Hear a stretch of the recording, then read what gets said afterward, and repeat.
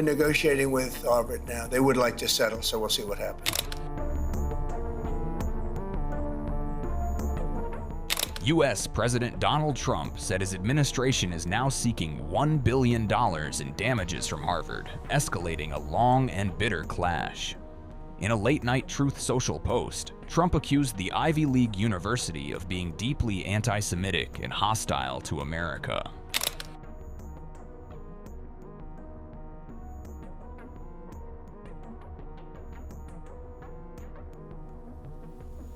He singled out Harvard President Alan Garber, claiming the leadership failed to fix what he called a serious and dangerous crisis. The statement followed reports that the White House dropped an earlier demand for a $200 million settlement. Trump rejected that account, insisting negotiations never truly advanced and accusing Harvard of misleading the media. He said earlier talks included a possible $500 million deal tied to expanding trade school programs. According to Trump, those proposals were attempts to avoid a far larger financial penalty for alleged illegal conduct. The president did not specify which laws Harvard supposedly broke, but described the violations as serious and heinous. We're negotiating with Harvard now. They would like to settle, so we'll see what happens. Trump also attacked the New York Times, accusing the paper of spreading misinformation fed directly by Harvard officials. He wrote that the administration now wants nothing further to do with Harvard once damages are pursued. Since returning to office, Trump has repeatedly targeted elite universities over anti-Semitism and campus protests. He claims schools like Harvard are dominated by radical left ideology that undermines free expression and safety. However, Harvard has denied wrongdoing and argues it has taken steps to address anti-Semitism while preserving free speech. Last year, the administration threatened to cut $9 billion in federal research funding to Harvard. It also demanded an end to diversity programs and tighter reporting rules for international students. President of Harvard University Alan Garber said the university would not surrender its independence or constitutional rights. In September, a federal judge ruled that Trump unlawfully canceled $2 billion in research grants. That ruling temporarily blocked the administration from slashing Harvard's federal funding. Weeks later, Trump claimed a $500 million settlement had been reached, though details remained unclear. The administration later appealed the judge's decision, keeping the legal fight alive. Let me ask you a question about our skirmish with Harvard, and I don't want to get into the merits. President Trump has said that Harvard is violating federal law and he's withholding their money. Is that right? Yes, sir. And Harvard has responded, we've never violated federal law, but if we did, we give you a pinky promise that we won't do it again. Is that right? Yes. And then President Trump said, okay. No offense, but, you know, I just want to be sure. So why doesn't Harvard, I will give Harvard the authority to appoint a monitor, pick whomever they want. The federal government has the right to veto the pick. So if they pick their brother-in-law, that wouldn't be fair.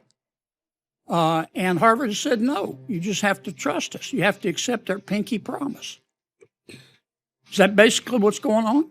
Well, and not only that, but Harvard did respond to our request for negotiations with a lawsuit.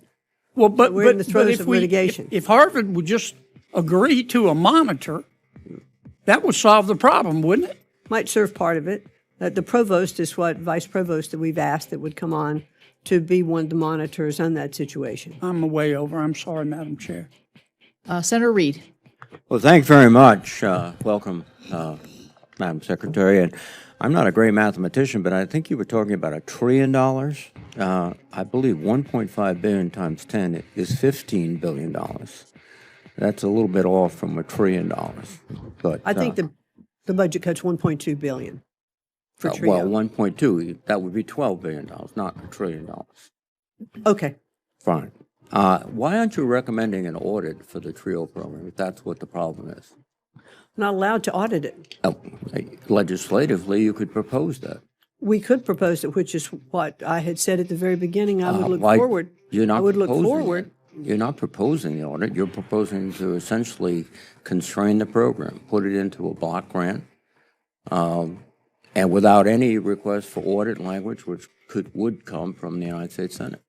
Well, that's exactly what I would request. Well, why don't If you the request program it, goes Madam first. Secretary? Yes, I would like to do that. Well- If Congress is going to appropriate again money for the TRIO programs, then I would like to work with Congress, and part of that would be auditing. Well- We've found that about 92% of the TRIO funds go to the same people all of the time, the same institutions.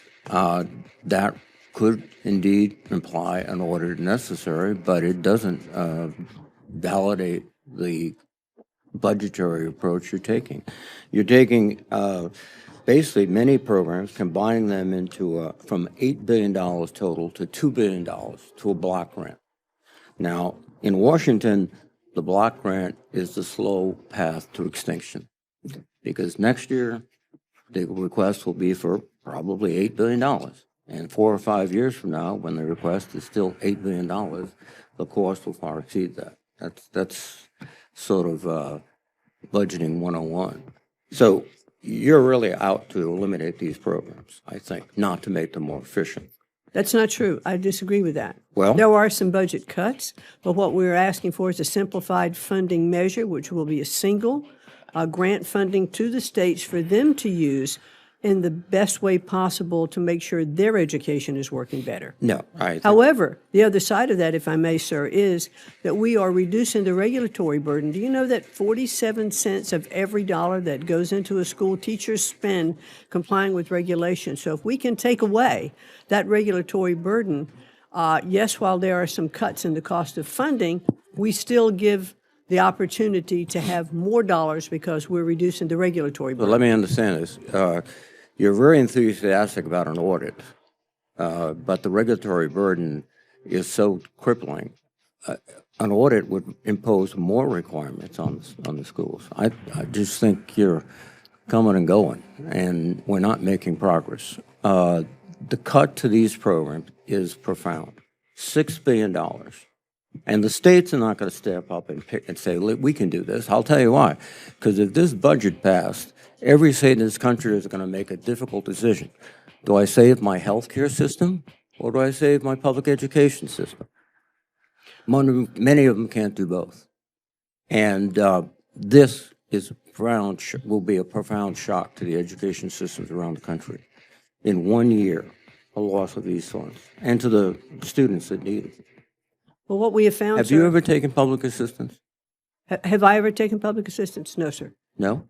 Not at all? No, sir. Well, many people do. And they need that support to get ahead. And education is a key mechanism to go ahead. I'm over my, no, I still have some time. To get ahead. And it's remarkable. I think, this all sort of started with the GI Bill, when a generation of Americans got the education who never could get before. And then Senator Pell, my colleague, sort of saw that model and increased it. By the way, you're also decreasing the Pell Grants. You're shrinking educational opportunity in the United States for a whole generation and more, and also shrinking our ability to compete internationally and globally, because I don't think the Chinese will slack off in their investments in education. Senator, I appreciate your comments. However, we have spent $3 trillion since 1980 on education in our country when this department was set up, and our scores have continued to go down. We are not doing something right. And your numbers are a little bit off on a number. We're going to have it's still a cut, but it's about a $4.5 billion cut, not $8 billion cut. Well, it's a significant cut. And to be more responsible. to be more responsible, your responsibility amounts to just surrendering. Sorry, sir? Surrendering. We have this crisis in education and literacy, all these factors. What we're going to do is pull back, let the states do it. No, we'll spend it more responsibly. I doubt it very seriously. Let's hope we do. Well, hope, as someone said, is not a plan. Thank you.